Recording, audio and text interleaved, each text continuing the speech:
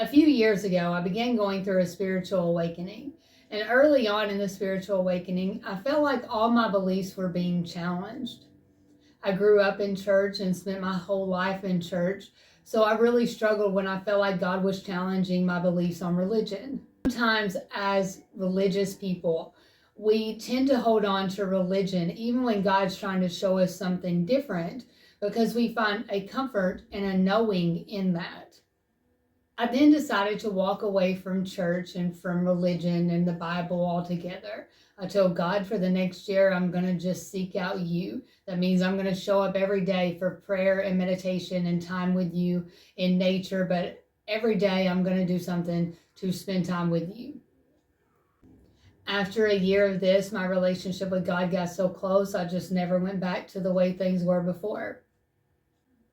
Around this time, I noticed that my phone was being bombarded with posts on transgender and homosexuality. So I asked God, how do you feel about this? What is your opinion on this?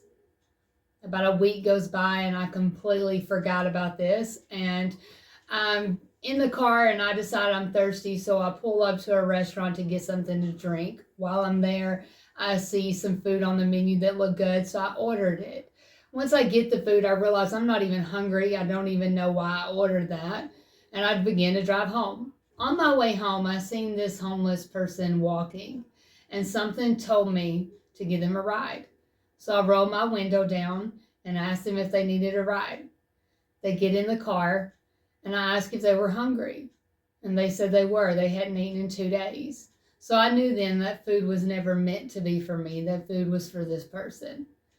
So once they get in the car, I asked them where they needed to go or if they had anywhere to go, and they said they were homeless. And so I asked them if they would like to come to my house while we figure out something because I have connections with some homeless shelters. And they said yes, so I bring them to my home. On the way to the house, this person tells me, I think you should know up front that I am a transgender homosexual prostitute. What are the chances? I knew God was about to teach me a lesson in this.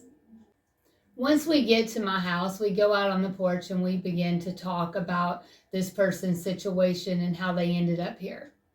Because I work in trauma, I know everyone has a story, and I always want to hear people's story because sometimes I'm the only one that's ever tried to listen. So I asked this person, may I hear your story? Are you comfortable sharing it with me? And they said yes. And this person begins to tell me how early on as a child, his grandfather would sexually abuse him. And then the grandfather started sexually abusing the sister. So this little boy would make himself more attractive so that the grandfather would be more turned on by him so he could protect his little sister. And he was a victim over and over and over again.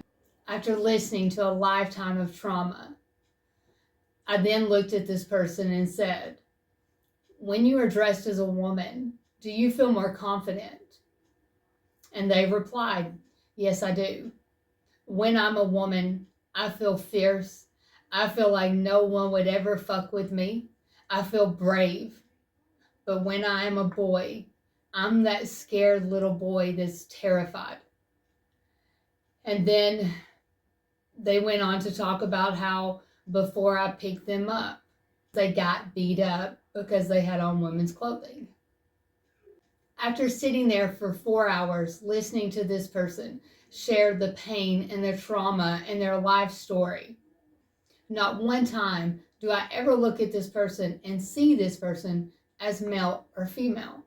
The only thing I can see is a broken soul that is in desperate need of love. And as I'm sitting there listening to this person talk, and we'll say this person goes by the name of Terry.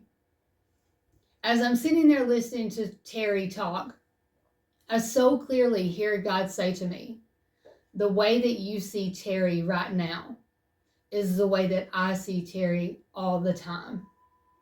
There was no judgment. It was, I love Terry, and I see Terry as a broken soul too. It doesn't matter the way people show up in our lives. There's always something that we can learn from someone else if we're willing to put our beliefs and our egos aside and open our hearts and our minds and listen. Most of us are out here just trying to figure out life as it is.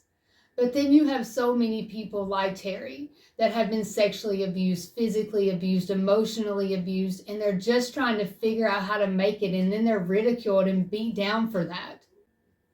So many people show up in my office that are hurting and don't know how to love themselves and can't accept a love from God because, one, they've either been told they're going to hell for their choices, or that they're shameful and a sinner, or two, because they're so full of shame they feel like they can't even turn to Him. They're not worthy.